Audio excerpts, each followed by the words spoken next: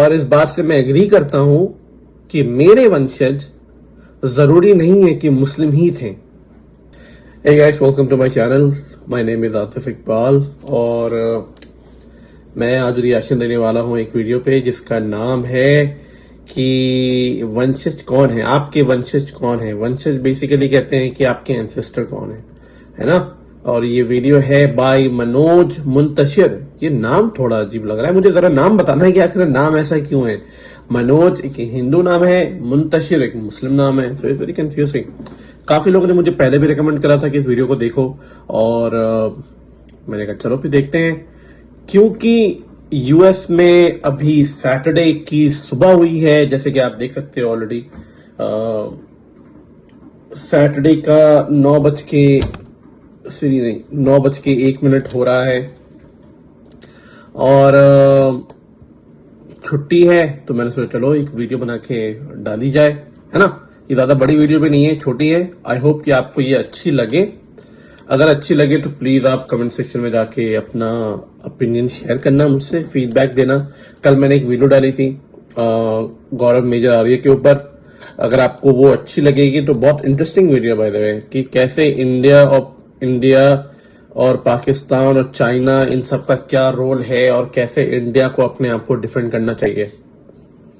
It's a very interesting video. I would definitely recommend you कि आप जाके उस वीडियो को देखो। ऑलराइट, तो देखते हैं आखिर हमारे वंशज कौन है इस वीडियो को, और उसके बाद मैं पहले पूरी वीडियो देख लूंगा, उसके बाद ही मैं आपको अपनी रिकमेंडेशन या अपनी राय दूंगा, ऑनेस्ट ओपिनियन दूंगा।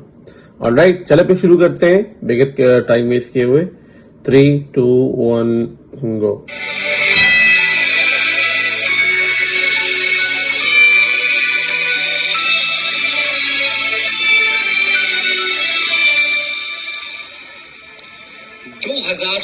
साल पहले भारतवर्ष की इसी धरती पर चाणक्य ने घोषणा की थी कि जो राष्ट्र शास्त्र पढ़ना छोड़ देता है वो समाप्त हो जाता है। क्यों कहा था ऐसा चाणक्य ने? क्यों जरूरी है कागजों में छुपे अतीत को जानना? क्योंकि अतीत को जाने बिना भविष्य निर्माण की कोई संभावना है ही नहीं। सही बात। जो देश अपना इतिहास भूल जाता है उसका भूगोल अपने आप समाप्त हो जाता है। जो लोग भुला देते हैं तारीख को अपनी, उन लोगों का ज्योग्राफिया बाकी नहीं रहता। पिछली कई सदियों से हमने अपने इतिहास की जमीनें लावारिस छोड़ रखी है। हम न उन जमीनों की ओर देखते हैं, न वहां जाते हैं, न परवाह करते हैं कि हमारे बाप दादा की जमीनों में कौन सी फसल बोई जा रही है और वो फसल कौन बो रहा है, किस नीयत से बो रहा है या फिर किस बदनीयती से बो रहा है। कहीं ऐसा तो नहीं कि हमारी उपेक्षा कुछ शैतानी ताकतों के लिए मुंह मांगी मुराद बन गई और उन्होंने गौतम और नानक की इस जमीन में कलंक के बीज बो दिए। बिल्कुल यही हुआ है। तभी तो हम इस हद तक ब्रेन वॉश्ड हो गए कि अचानक हमारी प्री प्राइमरी टेक्स्ट बुक में गा से गणेश हटा के गा से गधा लिख दिया गया और हमारे माथे पर बल तक नहीं पड़ा। हमारे घर तक आने वाली सड़कों के नाम भी किसी अकबर, हुमायूं, जहांगीर जैसे ग्लोरीफाइड डकैत के नाम पर रख दिए गए और हम रिबन काटते हुए मौका परस्त नेताओं को देखकर तालियां बजाते रहे। अचानक नैरेटिव बदल दिया गया। आदर्श राज्य कैसा होता है? जैसा अकबर का था। अच्छा, तो राम राज्य क्या था? वो आदर्श नहीं था।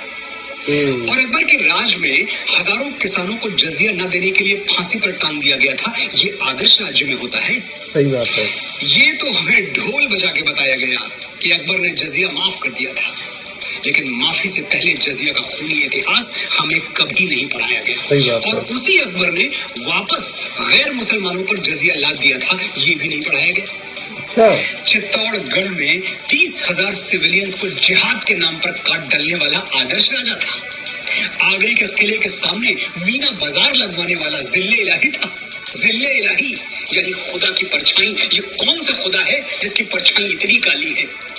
मुझे अफसोस होता है जब मेरे कुछ मुसलमान भाई मुगलों और तुर्कों की तरफ उठने वाली उंगलियों को इस्लाम की तरफ उठने वाली उंगली मान लेते हैं और उसके खिलाफ हो जाते हैं। सही बात है, ऐसा भी करना चाहिए। जागिए, आप अकबर के वंशज नहीं है। सही बात है। आपके पूर्वज वही हैं जो हिंदुओं के हैं, आपका इतिहास वही है जो हिंदुओं का है। सही बात। और अकबर ने तो इस्लाम को जड़ से मिटा देने के लिए कोई कोशिश बाकी नहीं रखी। पढ़िए इतिहास, समझिए दीन इलाही को, आप जान जाएंगे कि अगर अकबर का बस चलता तो इस्लाम का नामो निशान तक बाकी नहीं रहता। अपने हीरोज और विलेंस जात पात से ऊपर उठकर चुनिए, जो इस महान देश की परंपरा है। सही बात है। रावण कौन था? एक ब्राह्मण था, भगवान ब्रह्मा की डायरेक्ट ब्लड लाइन में जन्मा था। Exactly. लेकिन आपने किसी ब्राह्मण को रावण की स्तुति करते हुए देखा है? हम सिर्फ इसलिए रावण को हीरो बना दें कि वो हमारी जाति का था, इतना छोटा नहीं सोचते हम। सही बात है। रावण खलनायक था और हम रहती दुनिया तक दशहरे में उसका पुतला फूंकते रहेंगे। और हम ही नहीं, बहुत बड़ी हर बात। जागा हुआ समाज यही करता है, अपने नायक और खलनायक बड़ी सावधानी से चुनता है। हिंदुस्तान में एक बहुत बड़ा तबका महमूद गजनवी को हीरो मानता है। ये लुटेरा अफगानिस्तान के एक छोटे से गांव गजनी से आया था और भारत पर इसने बेतहाशा जुल्म ढाए। सोमनाथ का पवित्र मंदिर हमारी आंखों के सामने लूट लिया और हम खड़े देखते रह गए। तो होना तो ये चाहिए था कि अफगानिस्तान गजनी को शूरवीर मानता और उसके नाम पर मॉन्यूमेंट्स बनवाता। लेकिन सच ये है कि अफगानिस्तान के इतिहास में गजनी की कोई जगह है ही नहीं, उसका जिक्र तक बड़ी मुश्किल से मिलता है। क्या बात है। अफगानिस्तान के मुसलमानों ने हिंदुओं का मंदिर लूटने वाली अपनी इस नालायक औलाद को डिसोन कर दिया, अपनी ऐतिहासिक जायदाद से बेदखल कर दिया। क्या बात है। और दूसरी तरफ इतिहास में जगह किसको दी? कनिष्क को, जो कि कुश डायनेस्टी में जन्मा भारतवर्ष का एक महान बौद्ध राजा था। अच्छा। अफगानिस्तान में कनिष्क के नाम पर होटल्स हैं, इमारतें हैं, जबकि वो मुस्लिम देश है। लेकिन यही तो बात है कि हीरोज चुनते हुए हिंदू, मुसलमान, बौद्ध और क्रिश्चियन नहीं देखा जाता, बस चरित्र देखा जाता है, बशर्ते हमारे पास इतनी तटस्थ, इतनी न्यूट्रल आंखें हों। अफगानिस्तान ने अपनी पूजा पद्धति बदली, अपनी संस्कृति नहीं बदली। वो भारत के पूर्वजों को आज भी अपना पूर्वज मानते हैं और इससे सिद्ध होता है कि धर्मांतरण के साथ राष्ट्रांतरण होना जरूरी नहीं है। एक और इस्लामिक देश है इंडोनेशिया, जहां 87% 87% मुसलमान हैं, लेकिन वहां रामलीला ऐसी धूमधाम से होती है कि देखने वाले देखते रह जाएं। इंडोनेशियंस भी राम को अपना पूर्वज मानते हैं। उन्हें इस बात से कोई फर्क नहीं पड़ता कि उनके घरों में रामचरितमानस की जगह कुरान रखा हुआ है। धर्म अलग है तो क्या, पूर्वज तो एक है। ये बात जिस दिन मेरे मुसलमान भाइयों को समझ में आ गई, उस दिन हिंदू मुस्लिम एकता के झूठे और राजनीतिक स्वार्थ से लिप्त नारे गायब हो जाएंगे और सचमुच मन के धरातल पर, आत्मा के धरातल पर हम एक हो जाएंगे। वापस लौटते हैं उस बात पर जो मुझे चुभ रही है और आपको भी चुभनी चाहिए। हमें चीख चीख कर बताया गया कि मुगल अंग्रेजों की तरह लुटेरे नहीं थे, वो हिंदुस्तान की दौलत लेके कहीं 7 समंदर पार दूसरे मुल्क में नहीं गए, यही रह गए। ठीक है, तो मैं आपके घर पर अटैक करता हूँ, कुछ लूट के अपने घर नहीं ले जाऊंगा, बल्कि आपके ही घर में कब्जा करके रह जाऊंगा और आपको, आपके परिवार को, जो कल तक उस घर के मालिक थे, अपना गुलाम बना के रखूंगा। आप मुझे हीरो मानेंगे? नहीं मानेंगे। सच बात है। तो मुगलों को हीरो क्यों मानते हैं और क्यों ऐसी कमजोर दलीलें देते हैं जिस पर हंसी आ जाए? एक और दलील है कि मुगलों की हुकूमत में 200 सालों तक कोई सिविल वॉर नहीं हुआ, इतनी शांति प्रियता बनी रही। ये किसी ने नहीं बताया कि ग्वालियर के किले में मुगलों की तरफ उठने वाली आंखों में जलता हुआ सरिया घोंप दिया जाता था। तो बगावत की हिम्मत कौन करता? अरे बाप रे और बाप। ग्वालियर कोई अकेला किला नहीं है। मुगलों के शासन में ऐसे हजारों कंसंट्रेशन कैंप्स थे जो हिटलर के कैंप्स को शर्मिंदा कर दें। जिन आगताइयों ने तख्त को रिश्तों, नातों, मर्यादाओं और उसूलों के ऊपर रखा, हुकूमत के नशे में अपने बाप को काल कोठरी में ठूंस दिया, अपने ही भाइयों के गर्दनें उतार ली, अगर उनके राज में शांति बनी रही तो वो शांति ऐसी ही थी जैसे सद्दाम हुसैन ने इराक में बनाकर रखी थी या फिर किम जोंग टू ने नॉर्थ कोरिया में बनाकर रखी हुई है। ये दोनों नाम गूगल कर लीजिएगा, आपको मेरी बात समझ में आ जाएगी। ये मुगल और तो खैर कहीं भारतीय संस्कृति से प्रभावित नहीं हुए, लेकिन बाबा तुलसी की एक चौपाई का अनर्थ इन्होंने जरूर कर दिया। भय बिन होए न प्रीत, डर के बिना शासन नहीं चल सकता। बस ये भूल गए कि श्री राम ने किन परिस्थितियों में डर का सहारा लिया था। जब समुद्र हजारों विनतियों के बावजूद उन्हें लंका जाने के लिए अपनी प्राण प्रिया सीता को रावण के चंगुल से छुड़ाने के लिए रास्ता नहीं दे रहा था, तब राम विवश हो गए थे बल प्रयोग के लिए। विनय न मानत जल्द जड़ गए 3 दिन बीते, बोले राम सकोप तब भय बिन होए न प्रीति। राम ने साम्राज्य विस्तार के लिए कभी भय का सहारा नहीं लिया। राम राज्य में रहने वालों के लिए राम की घोषणा क्या थी जानते हैं? राम राज्यवासी तुम प्रोचिरस्व ते सिरम न्यायार्थम युद्धस्व सर्वेषु समम कर परिपालय दुर्बलम विधि धर्मम वरम प्रोचिरस्व ते सिरम राम राज्यवासी तुम।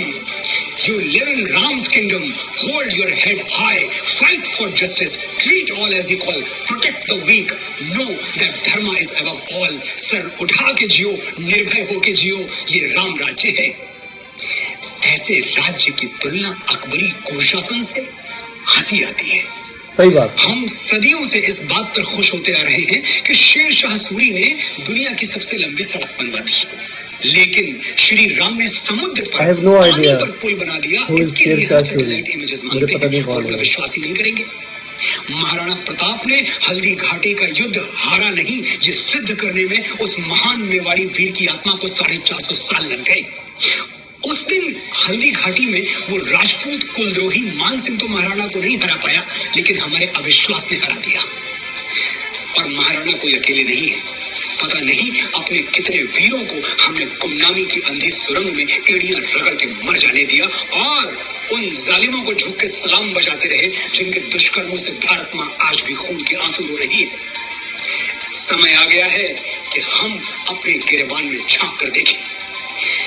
जयचंद के नाम पर हम थूकते हैं, लेकिन एक पल के लिए ठहर के सोचिए, कहीं जाने अनजाने हम भी अपनी संस्कृति और सभ्यता के जयचंद तो नहीं बन रहे, उससे छल तो नहीं कर रहे। मैं प्रेम के मीठे गीत लिखने वाला एक साधारण सा लेखक हूँ। आज मेरी बातों में आपको क्रोध और कड़वाहट नजर आई होगी, लेकिन मैं इसके लिए क्षमा प्रार्थी नहीं हूँ। मेरा ये क्रोध अगर करंट बनकर आपको नींद से जगा दे तो मैं इस क्रोध का आभारी रहूंगा। मुझे खुद जागने में कई बरस लग गए, आप इतना लंबा समय न लें।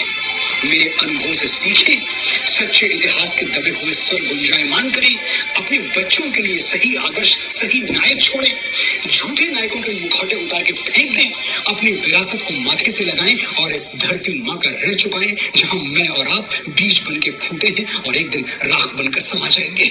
जय भारत, जय भारती। ऑलराइट, वीडियो खत्म हो गई है मनोज मुंतशिर की, जो बेसिकली बता रहे हैं कि हमारे वंशज कौन हैं। मैं कुछ बातें इसमें कवर करना चाहता हूं। पहली बात तो ये कि वीडियो बहुत अच्छी है। मेरी हिस्टोरिकल नॉलेज बहुत बेकार है, मतलब कि मैं हिस्ट्री का स्टूडेंट बिल्कुल भी अच्छा नहीं था। मैं एक साइंस का स्टूडेंट हूँ, तो मुझे साइंस की चीज़ें ज़्यादा पसंद आती है, स्पेशली बायो फिजिक्स मुझे ज़्यादा प्रेफर होता है। हिस्ट्री मेरी बहुत ख़राब है, पर जितनी भी मेरी नॉलेज है मैं हमेशा कोशिश करता हूँ पढ़ने की। जैसे कि मनोज मुंतशिर ने कहा कि अकबर ने जिजिया बंद कर दिया था, जो कि सच बात है, पर अकबर ने बाद में जिजिया शुरू कर दिया, ये मुझे पता नहीं था। तो that is very shocking, seriously. क्या मुगलों का शासन बहुत ही प्रिय और बहुत ही रिलैक्सिंग शासन था? नहीं, कोई भी शासन आपका प्रिय रिलैक्सिंग शासन नहीं होता है। हर राजा वहां पे आप ब्रूटलाइजेशन करता ही है। चाहे कोई भी किंगडम हो, उसमें राजा जो होते हैं बहुत स्ट्रिक्ट होते हैं, वहां के रूल्स बहुत स्ट्रिक्ट होते हैं। तो ये तो पहली चीज तो ये है। और दीन इलाही के बारे में जो उन्होंने कहा कि ये बात सच है कि अकबर अपना एक रिलीजन शुरू करना चाहता था जिसका नाम था दीन इलाही। और दीन इलाही के अंदर बेसिकली इट वाज द, जितना मैंने पढ़ा है कि उसके अंदर it was the consider of all the best thing of different religion into one book, और उसने उस किताब का नाम दिया दीन इलाही। और वो शायद अगर और जिंदा रहता तो वो शायद उस रिलीजन को प्रैक्टिस भी करवाता पूरे इंडिया में, ऑल ओवर द इंडिया में। मैं आपसे यही कहना चाहता हूं कि जो इन्होंने एक बहुत अच्छी बात कही रावण के ऊपर, कि रावण भी ब्राह्मण कास्ट से आते थे और ब्रह्मदेव के रिलेटेड थे, ये सच बात है, ब्रह्मदेव के रिलेटेड थे वो, क्योंकि जो रावण की माँ थी वो राक्षसी थी, पर रावण के जो फादर थे वो बेसिकली ब्राह्मण, बहुत बड़े पुजारी थे। वो जो है ब्रह्मदेव के लिनिएज से आते हैं, पर उसके बावजूद भी क्या सारे ब्राह्मण उनको अप्रिशिएट करते हैं? नहीं करते हैं अप्रिशिएट। तो ये बहुत अच्छी बात है, ये बहुत अच्छी बात है। मैं भी कभी किसी को फॉलो नहीं करता on the base of religion, on the base of same community. अगर आप इंडियन हो और आप गलत काम कर रहे हो यूएस में, तो मैं जाके आपको सपोर्ट नहीं करूंगा क्योंकि आप इंडियन हो। समझ रहे हो कि नहीं? और अगर कोई मुस्लिम आदमी गलत काम कर रहा है जस्ट बिकॉज ऑफ मुस्लिम, मैं उसको जाके सपोर्ट नहीं करूंगा। और मुझे लगता है कोई मुस्लिम नहीं करेगा, सिर्फ इसलिए क्योंकि वो सामने वाला बंदा मुस्लिम है, सिर्फ इसलिए कि सामने वाला बंदा हिंदू है, सिर्फ इसलिए कि सामने वाला बंदा इंडियन है। नहीं, हमें इस आइडेंटिटी से ऊपर उठ के देखना है। हम अगर किसी को पसंद करते हैं, नहीं करते हैं, वो उसके कैरेक्टर के बेस पे हम पसंद करते हैं, वो उसके नेचर के बेस पे हम पसंद करते हैं, वो गरीबों को कैसा ट्रीट करता है उसके बेस पे पसंद करते हैं, वो अपने दोस्तों में कैसा रहता है उसके बेस पे पसंद करते हैं। इस बेस पे हम बिल्कुल पसंद नहीं करते हैं कि वो जो है मुस्लिम है, ये वो सेम फेथ से बिलोंग करता है जिस फेथ से आप हैं। तो क्या ये क्वेश्चन मैं आपको बताना चाहता हूं, क्या हमारे वंशज कौन है? और इस बात से मैं एग्री करता हूं कि मेरे वंशज जरूरी नहीं है कि मुस्लिम ही थे, मेरे वंशज जरूरी नहीं है कि लोअर कास्ट से ही थे, मेरे वंशज हो सकता है कि बहुत अच्छे कास्ट से बिलोंग करते हो सकता है कि मेरे वंशज मुस्लिम रहे हों, और इसमें कोई डिनाइंग फैक्टर नहीं है। क्योंकि बहुत सारे लोग अलग अलग रिलीजन में कन्वर्ट कर गए थे। इसके पीछे रीजन ये था कि एक तो सबसे बड़ा प्रॉब्लम जिजिया था, तो एक तो लोग हिंदुइज्म में कास्ट की वजह से भी कन्वर्ट कर गए। जो लोअर कास्ट के लोग थे वो कास्ट से हटने के लिए वो कन्वर्ट कर गए, पहला रीजन ये रहा। दूसरा रीजन ये रहा कि लोग इसलिए भी कन्वर्ट कर गए, जैसे कि मान लो कि मेरी पूर्वज ब्राह्मण है ना, ये क्षत्रिय हैं, पर वो उतने अमीर नहीं है, they are not that rich. Caste ऊपर होना इसका मतलब ये नहीं कि आप अमीर भी पैदा होगे, है ना। तो वो हो सकता है कि गरीब रहे हो, और मुगल एम्परर ने जिजिया इंपोज कर दिया और मेरी फैमिली जिजिया नहीं पे कर पाई, तो दे and up converting to Islam. क्योंकि जिजिया के टाइम पे ये रूल था कि अगर आप जिजिया नहीं देना चाहते हो तो आप इस्लाम एक्सेप्ट कर लो। तो हो सकता है कि मेरी फैमिली ने इस्लाम एक्सेप्ट कर लिया हो because of the financial condition, because of being in the lower caste or because of the forcefully conversion. So there are many possibilities कि मेरे वंशज हो सकता है कि हिंदू रहे हो, बुद्धिस्ट रहे हो, बहुत सारी चीजें रहे हो, ठीक है। पर एक चीज डिनाई नहीं कर सकते हैं कि मेरे बदन के अंदर भी एक हिंदुस्तानी का खून है और आपके अंदर भी एक हिंदुस्तानी का खून है, ठीक है। मैं अपने आप को एक इंसान की नजर से देखता हूं और हर इंसान को मैं एक इंसान की नजर से देखता हूं। मैं किसी को रिलीजन की नजर से नहीं देखता, मैं किसी को कास्ट बेस पे नहीं देखता। अगर आप एक ऐसे इंसान हैं जो एक अच्छे इंसान की कंपनी आपको पसंद है, तो मैं आपको एक बहुत ही प्यार एंड कंपैशन के साथ आपको ट्रीट करता हूं। मेरे बहुत सारे ऐसे सब्सक्राइबर हैं जो कितनी बार अपसेट हो जाते हैं, गुस्सा हो जाते हैं, एंग्री हो जाते हैं कि अरे तुमने ये कैसे बोल दिया। तो मैं उन पे कभी गुस्सा नहीं करता, I always appreciate their effort, क्योंकि मैं बहुत ही पॉजिटिव इंसान हूं and I always take and consider everything in a very positive manner. मेरे जितने मुस्लिम दोस्त हैं, भाई बहन हैं, मैं आपसे यही कहना चाहता हूं कि आप प्लीज अपने आप को, आप किसी को अगर पसंद करते हो तो कास्ट सिस्टम से उठ के देखो कि, या आप रिलीजन सिस्टम से उठ के देखो कि नहीं वो बंदा मुस्लिम है तो मैं जो है ना, आई नो ये ह्यूमन नेचर है। अगर मैं दिल्ली से हूं तो मैं दिल्ली के लोगों को प्रेफर करूंगा, है ना। अगर मैं इंडिया से हूं तो मैं इंडियन लोगों को प्रेफर करूंगा over other different countries people, है ना। या मैं मुस्लिम हूं तो ये नहीं करना चाहिए, ये बहुत अजीब बात है, ये डिस्क्रिमिनेशन है, it is a form of discrimination. जैसे कि मैंने एक वीडियो बनाई थी व्हाट इज हिंदुइज्म। मेरी एक सब्सक्राइबर है, बेचारी बहुत प्यारी है, जिनका नाम है भारती। तो भारती ने बोला कि डिस्क्रिमिनेशन तो इस्लाम में भी एग्जिस्ट करता है, तो आप ऐसा कैसे कह रहे हो कि हिंदुइज्म में ही होता है। तो मैंने उनको रिस्पॉन्ड बैक करा कि ये सच बात है। कि डिस्क्रिमिनेशन जो होता है वो हर लेवल पे एग्जिस्ट करता है। मुस्लिम में एग्जिस्ट करता है, हिंदू में एग्जिस्ट करता है, क्रिश्चियनिटी में एग्जिस्ट करता है, अमीरी गरीबी में एग्जिस्ट करता है, अपर लेवल लोअर लेवल में एग्जिस्ट करता है, हायर एक्सपीरियंस में एग्जिस्ट करता है कि अगर मुझे ज्यादा नॉलेज है, आपको कम नॉलेज है, तो मैं आपको डोमिनेट करूंगा। तो डिस्क्रिमिनेशन हर लेवल पे एग्जिस्ट करता है। मैं ब्राह्मण हूं, आप भी ब्राह्मण हो, मान लो, पर मैं गोरा हूं और आप काले हो, तो लोग किसको प्रेफर करेंगे? मुझे प्रेफर करेंगे, because on the base of colour. तो डिस्क्रिमिनेशन हर लेवल पे है, कोई ऐसा लेवल नहीं है जहां पर डिस्क्रिमिनेशन नहीं होता है। तो मैं वही कहना चाहता हूं, उस चीज का आंसर मेरा ये है कि ये चीजें रुकनी चाहिए, ये चीजें बंद होनी चाहिए। किसी इंसान को उसके कलर के ऊपर जज करना, या उसके धर्म के ऊपर जज करना, या उसके कास्ट के ऊपर जज करना, ये बिल्कुल गलत है। और स्पेशली उन लोगों पे तो ये आइडियोलॉजी सूट नहीं करती जो इंडिया जैसे इतने ग्रेट कंट्री में पैदा हुए हैं, इतने ग्रेट संविधान में वो जन्मे हैं कि वो इतनी सारी नॉलेज जानते हैं, इतना डाइवर्स हमारा कल्चर है, नेचर है, हमारा कंट्री है। हम लोगों पे ये चीजें शोभा नहीं देती। बाहर की कंट्री के लोग अगर ऐसा करें तो मैं एक्सेप्ट भी कर सकता हूं, पर मैं अपने इंडिया के लोगों को चाहता हूं कि बिल्कुल ओपन माइंडसेट की तरह रहें, है ना। चाहे वो कोई भी हो, हिंदू हो, मुस्लिम हो, क्रिश्चियन हो, उससे कोई फर्क नहीं पड़ता है। एनीवे, वीडियो मुझे बहुत अच्छी लगी। जो वीडियो में ये मैसेज देना चाहते हैं वो ऑलरेडी मैं फॉलो करता हूं, ठीक है। मेरी लाइफ में एक बहुत बड़ा एक इंडिविजुअल है जिसको मैं बहुत फॉलो करता हूं, और बहुत डीप मेरे अंदर इन्फ्लुएंस है, और वो पर्सनालिटी जो है ना, वो महाभारत से है। और महाभारत की वो एक पर्सनालिटी है जो कि मेरी लाइफ में इतना डीप इन्फ्लुएंस है कि मैं आपको बता नहीं सकता, मैं बता ही नहीं सकता कि मैं कितना इन्फ्लुएंस हूं। और उसका जो आर्ट है वो मैंने अपने दीवार पे लगाया हुआ है। अगर आप वो देखोगे, 1 2 3 जो मैंने अपने वॉल पे लगाया हुआ है, वो बेसिकली उस कैरेक्टर का एक पोर्ट्रे है। तो मैंने अपने फियांसे को बोला था, वो बहुत अच्छा ड्रॉ करती है, तो मैंने उनको बोला कि यार ये ड्रॉ करके देना, तो उन्होंने बहुत अच्छा ड्रॉ किया, उसको मैंने अपने वॉल पे लगाया हुआ है। तो मेरा क्वेश्चन आपसे ये है कि आप मुझे कमेंट सेक्शन में बताओ कि आखिर वो कौन सा ऐसा कैरेक्टर है जिससे मैं बहुत ज्यादा इन्फ्लुएंस हूं उस महाभारत की कहानी से।